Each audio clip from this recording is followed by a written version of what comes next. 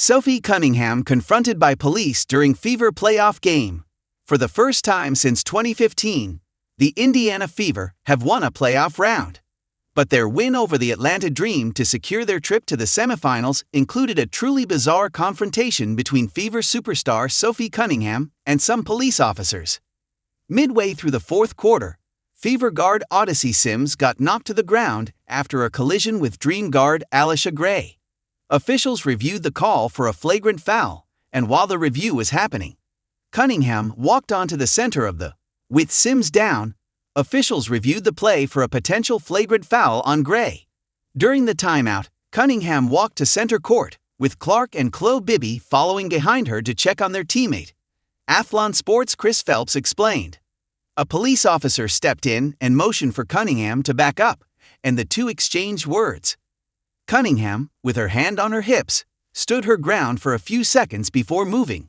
Confusion at Gateway Center Arena.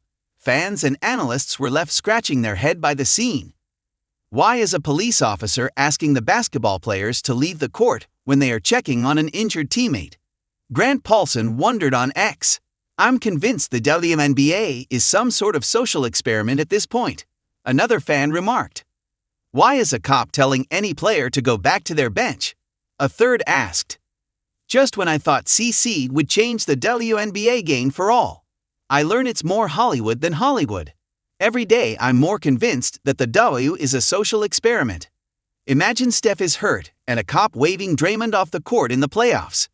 To be fair, Cunningham was in street clothes. So it's possible that the officer may have believed that they were random people trying to get onto the court. Even so, it's a pretty wild scene for a police officer to be confronting an athlete in the middle of the court, rather than the athlete simply being pulled away by coaches, teammates, or staff. This story was originally reported by The Spun on Sep 19, 2025, where it first appeared in the WNBA section. Add The Spun as a preferred source by clicking here.